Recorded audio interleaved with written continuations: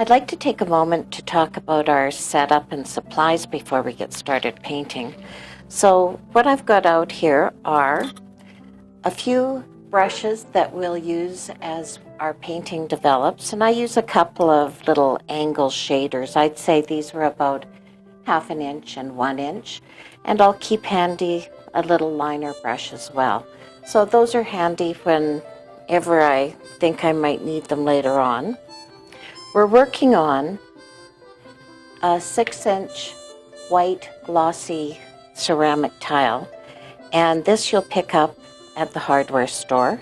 I find that the glossy tile, the one with the really shiny finish, is the one that's going to work best. You'll find some that have a duller finish, and you want the glossy one. Use some rubber gloves. It's a pretty messy form of painting, so whichever kind suits you best. And I've covered our surface with a sheet of plastic and then a couple layers of paper towel just to catch the drips as we go. Now, when you're picking out your tiles from the hardware store, there's something I want to make you aware of, is that once in a while you'll find tiles that have a bit of a flaw in the finish, and it's really not visible to the naked eye. You only find out once you start applying ink.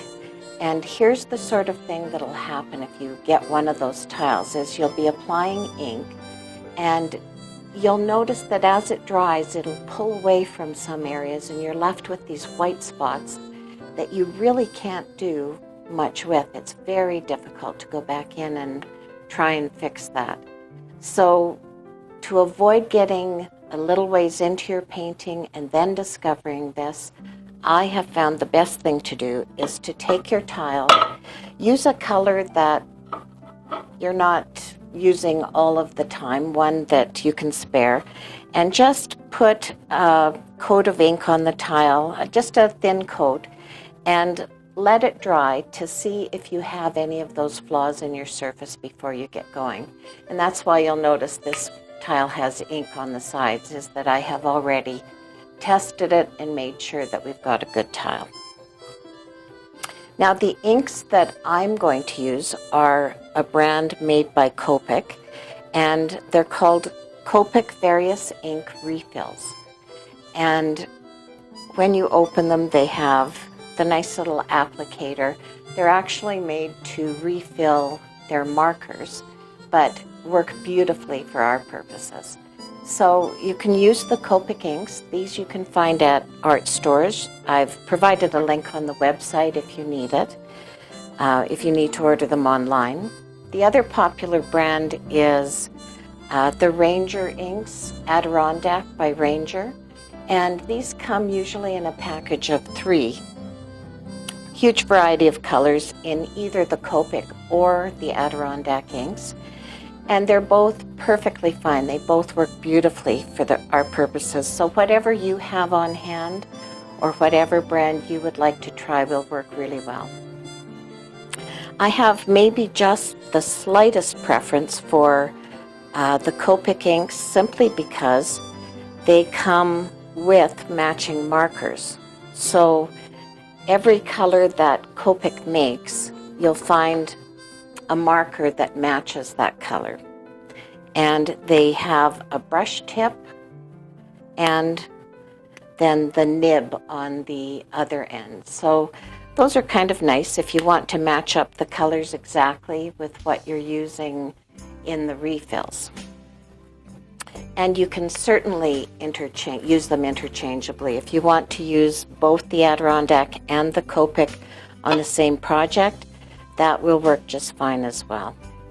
So I'll start by just removing the lids of our inks and getting them ready to go. They have the type of nib or applicator on them that really keeps a drop of ink in the applicator usually and helps it to not evaporate quickly, so don't worry about leaving them open for the length of your project. And for today, we're doing a landscape, so I've gotten out a couple of yellows, a couple greens, and a couple of reds. And you can choose whichever color suits you best. I've got a cad red as well as a darker red called cardinal. I've got yellow ochre and cadmium yellow, and I've got a green called simply grass green and a darker green called pine tree green. So that along with a brown open called leather. So those are ready to go. The other thing that we want to have ready that we use quite a bit of is the blending solution, and it comes in the same type of container and is refillable with the larger bottles that you can get. So we've got the blending solution ready.